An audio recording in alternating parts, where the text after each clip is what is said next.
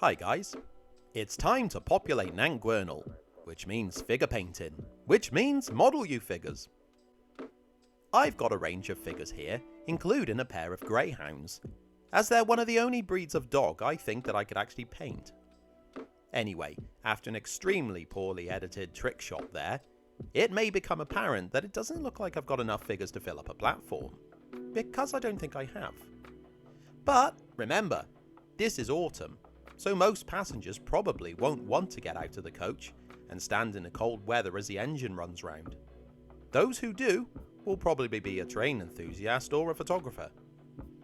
All the figures will be prepped in the same way, and that means, firstly, a coat of grey car primer. This coat is quite light, and just acts as something for the paint to key onto. And as I'm spending more time to have a proper go at painting this week, I'm going to add some pre-shadowing effects. This is done by spraying white from above the model and black from below.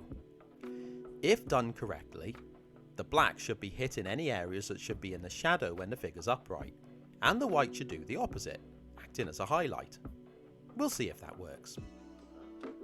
I always follow the same procedure painting any figure, and I like to get the skin areas done and out the way first. I should really expand my range of flesh tones, as all these figures look like they're from the same family. Well, they could be a party, could be nice. The skin areas are first given a base coat. It doesn't really matter if you spill over onto the clothes, but make sure you definitely hit all of the exposed skin. I find it hard at this point to see what's what on the model, so purposely paint over everything to avoid it. The skin is then highlighted with a lighter shade of skin. I can then start to paint the clothes. This is modern era, so jeans are always a safe option for trousers. It's not hard to paint them to look like denim either, as you can simply dry brush a lighter shade of blue on top, to get a nice worn textured look. It's also quite important to keep the paint thinned down here, as not only do you want to avoid filling in the fine details such as the folds in the clothing, but keeping the top coat thin should allow a bit of highlight and shadow to show through from before, which is what I wanted. Not sure how obvious it is, but it did no harm if it didn't work.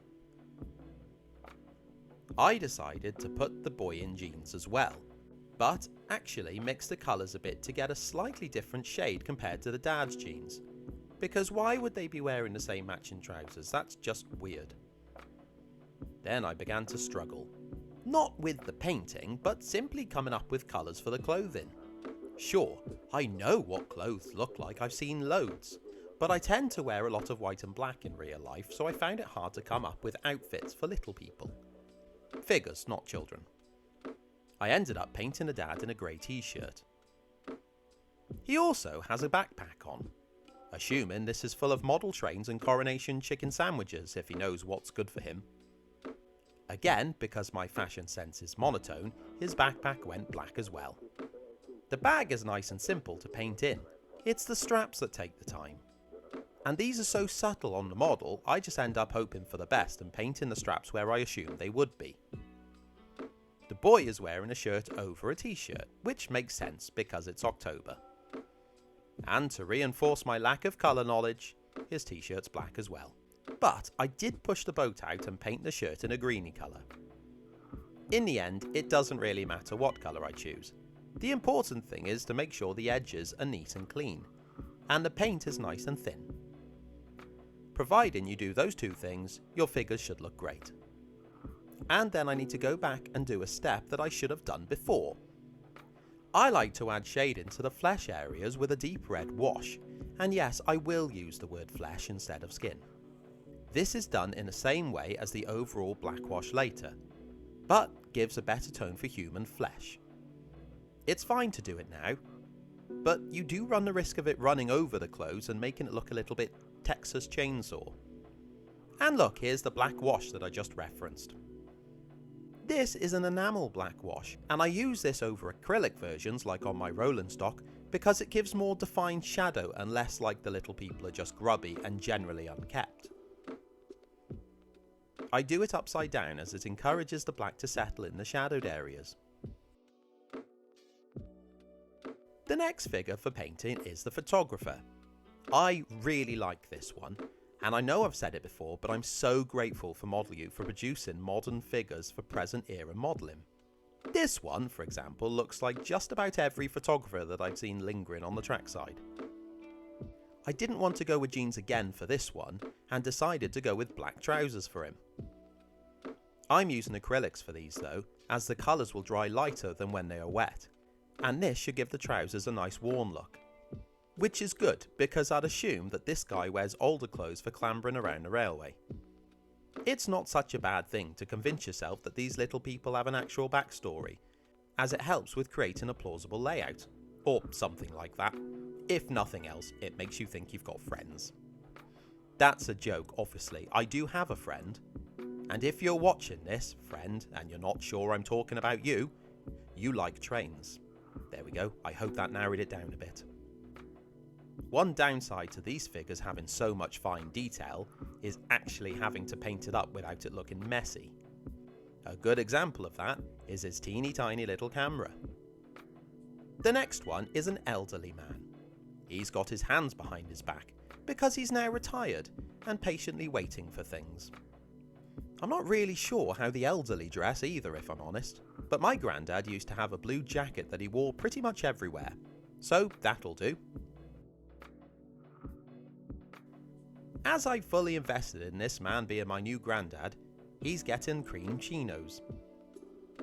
It's a bold choice to wear on a wet autumn day when you own a pair of greyhounds. In fact, now I've said that, I'll probably go back in and add little muddy paw prints up his leg.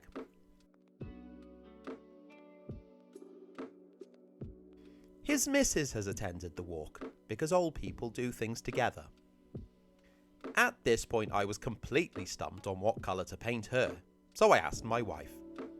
Without her seeing the other figures I've painted so far, and because she doesn't like listening to me talk about trains anymore, she said white trousers. Which is funny because not only does it show how strong of a connection I have with my wife, but also the predetermined misconception that we both have against how the elderly dress. I was also advised to give her a green jumper. I went with a light green, as I hoped that the black and white undercoat would play its part on the finish. It's quite nice having a black undercoat, because if you don't paint up and over the edge of the clothes, you just get a nice shadowed edge and not unpainted area. This one was quite straightforward to paint up. Well, I say straightforward, I still needed to paint in the teeny tiny bag straps over Granny's shoulder. Couldn't see where the painted strap was, so I winged it a little bit here as well. And like the others, she's going in for a black wash. I think I've thinned this enamel wash down by the looks of it, as it doesn't seem to be going on as thick as it used to. Not such a bad thing, of course. She's not been down a mine or anything. On to the doggos. Firstly, I'm a cat person. That statement has no relevance here, I just wanted to confirm it. The dogs are greyhounds. I have no experience with the breed, so I had to Google the colours available. There are two main liveries in which they sport. One is grey and white and the other is a cream and white. And if I were to own the dogs myself, which I wouldn't, but if I did, I'd have one of each, because I like to collect things. And aside from the sheepdog in the first awdry diorama last year, I haven't really painted any animals at all. What I did want to portray was the fuzziness of the coat.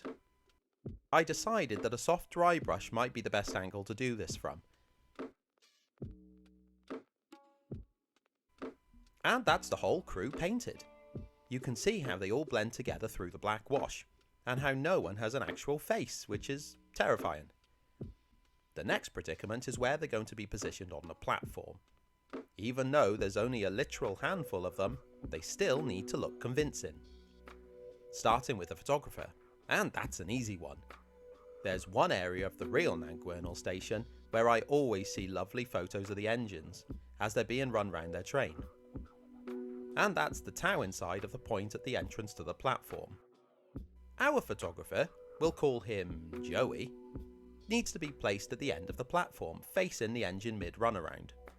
Patience, My massive overscale hands will reveal the work soon enough. Ah, there we go. Father and son standing pretty much where the engine should couple up ready for the return journey to wharf. And that's exactly where I stand when I'm there. On to the older couple. And to position these, I tried to think where my granddad would have stood here. I decided that he would be near any available ice creams. Obviously, Nangwernal doesn't provide ice creams, so the next best thing was investigating the Wild Bird Information Board. Finally, one mustn't forget their doggos. I assumed that a loyal dog would sit patiently beside their owner, and if they're anything like daughters, you should get a sensible one and a slightly more unhinged one. So the other doggo is standing up, looking like it's about to charge up the bank after a squirrel. And that about covers it. As this week's focus has been on figure painting, I hope that it's cleared up any questions surrounding my methods that you may have. I know that it's a subject that a number of viewers of the channel have asked about in the comments. Oh, also Joey, the photographer, if you're watching this, the photographer in this wasn't actually painted to look like you. That would be really creepy. I only decided I'd call him Joey as I write this script afterwards. So fear not, no restraining order necessary. Okay, how many engines have I got now? Time to make another one, I think. Thanks for watching, friend. Cheers.